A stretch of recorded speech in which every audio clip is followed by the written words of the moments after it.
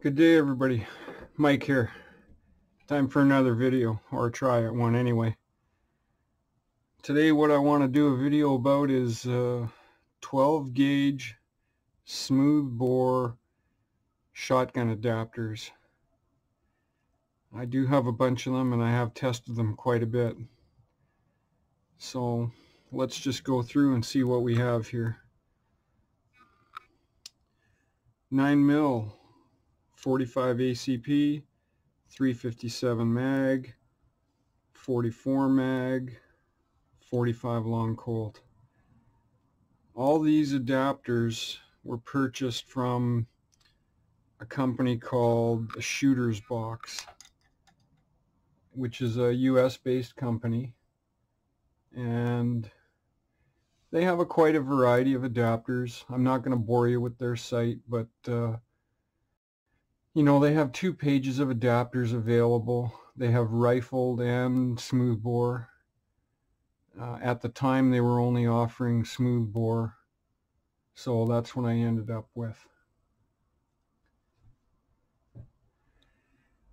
Okay, so I have tested most of these out quite a bit. They have been extremely fun. The reason I bought them was because I wanted to expand on my survival gun kind of project, I guess, a little bit. And anytime you can, add some versatility or some, accessories or modularity to a project, that always increases the interest for me anyway. Now these adapters, like I said, they're all smoothbore, no rifling at all. However, okay, this is a 9mm, I think a 115 grain copper plated lead bullet, and they slide, they slide right out. That one got stuck just a little. These would be 124 grain, same thing. These are made by a company in Canada called Campro. They're really nice bullets. Came right out. Let's see. Came right out. Comes right out. This one is a 38 special 125 grain, so it's a little bit bigger. And it stops right there. So we'll put that back there.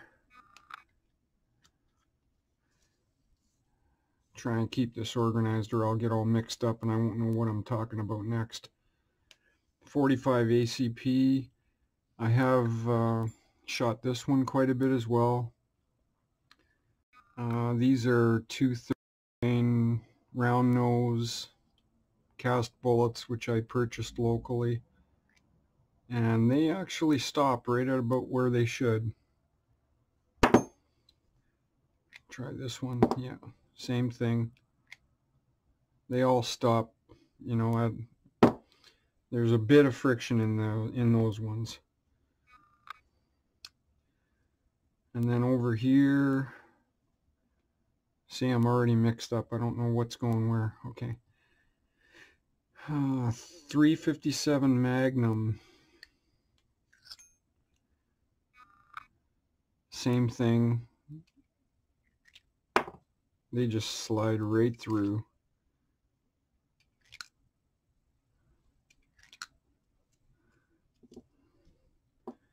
These are 148 grain double-ended wad cutters, which I purchased locally. And same thing. Oh, that one's stuck. It might be the extra little bit of grease in the groove or something like that. Okay, they just drop right out mainly. 44 Magnum, 200 grain, copper plated. same thing. They slide right through.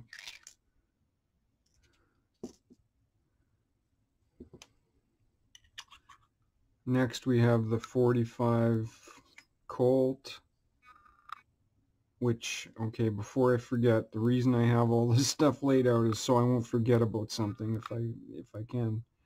44 Magnum will actually chamber in the 45 Colt adapter, which under some circumstances wouldn't be good, but in this particular case I worry a lot less about it. Anyway, here's a primed sized 45 Colt.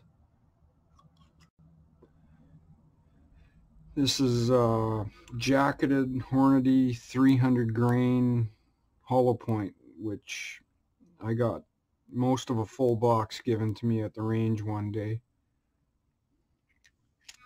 And they slide right through the adapter as well. The flat nose,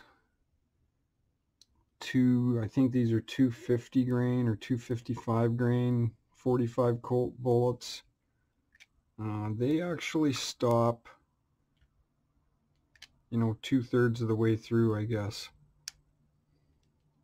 Well, that one did anyway. We'll check the rest. Okay, that slid right out. And that slid right out. So I guess it's depends on your bullets. And this is the standard 45 ACP 230 grain from there. Of course, they slide right through.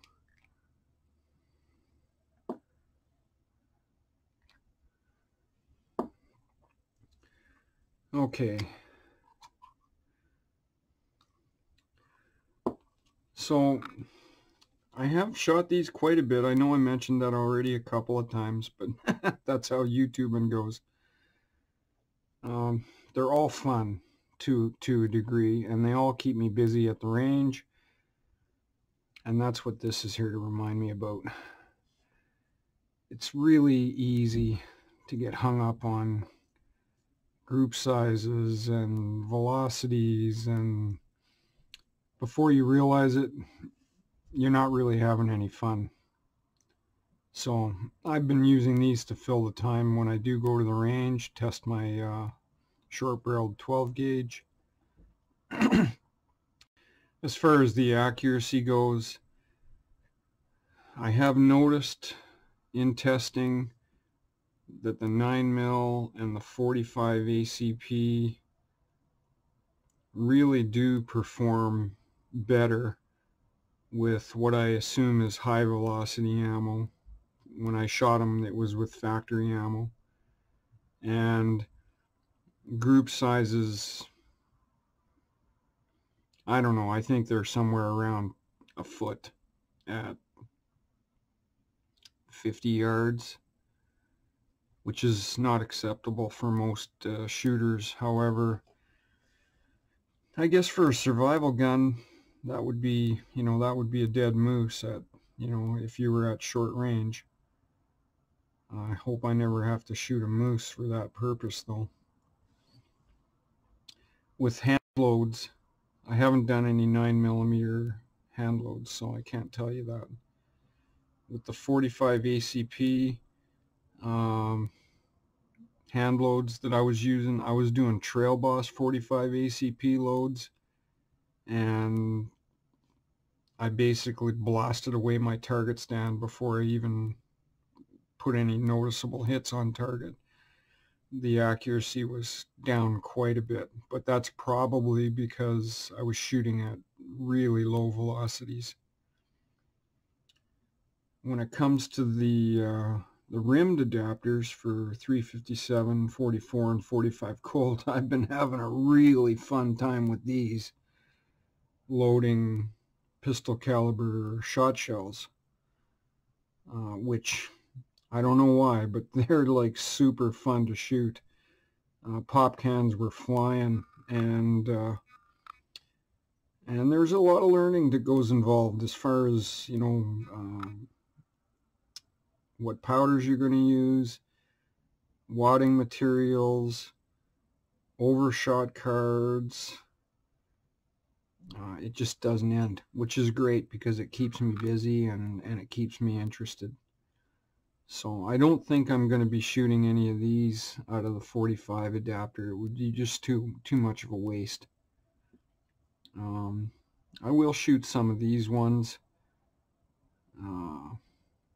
I just put these here just to try them out and see if they slid through as well, which they do. So they would end up, I guess back over there. I don't really shoot these ones too much anymore, but these ones are a regular item to take to the range. Now, one use that I can think of for these in particular, because loading shot shells out of 9mm or 45 is not really of interest to me, but shot shells out of these three are definitely, feasible. But the one use I can think of for these is if you have, young children that you want to have shooting, maybe doesn't have a 410 shotgun yet, but you could load up some of these in 45 Colt or 44 Magnum, whatever, shot shells.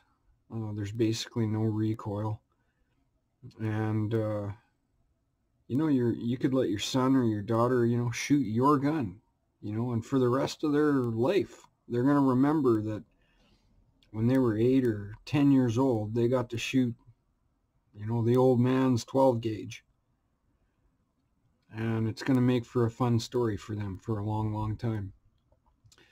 The problem is, if you let them shoot some of these, they're going to want to shoot another one and another one and another one and another one and another one and another one, because they really are fun, especially at short range on pop cans and stuff like that.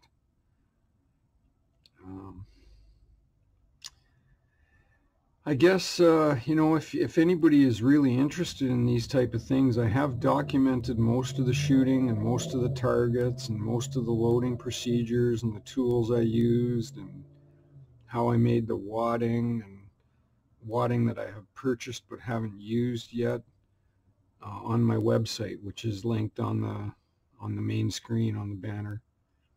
So you can go there and search out pistol caliber shot shells if you're interested. Or smoothbore adapters. I think I have some information on them. So okay, I have a few other adapters here which are not going to be part of this video, but they're kind of a teaser, I guess, for ones that I'll do videos coming up. These ones are aluminum adapters purchased from Numeric Arms. And these were originally made by a company called Dyna Arms, which I assume is out of business now.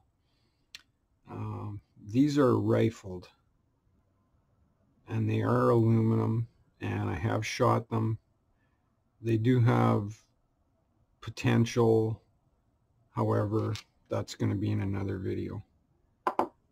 And then I also have these adapters, which are all smoothbore to smoothbore, and these are made by a company called Little Skeeters, which has been making them for many years, I think. And I have basically a full set here to do the full testing: 12 to 20, 12 to 28, 12 to 410, 20 to 28, 20 to 410, and 28 gauge to 410. So those adapters will be coming up in a video as well, and same thing, they're on my website if you're interested in that type of stuff. There are some interesting results I've had. And I've also got this, the Hammond Game Getter, which is a kind of a specialized, purpose-built sub-caliber adapter for rifles. This one happens to be a .308 You can see it's a proprietary off-center base in the case now. It uses nail gun blanks, comes with a sizing mandrel and a small sampling of buckshot, which is driven through the mandrel to size it. But that'll be coming up as well. And finally, yeah, I've been playing with brass shotgun shells as well, 410 and 28 gauge. These have turned out to be quite challenging to begin working with. So, okay, I guess I guess that's about it for now, and hopefully you all have a great day, and I'll do some more videos here in the future, and maybe I'll get some shooting footage, and we'll see how that all goes.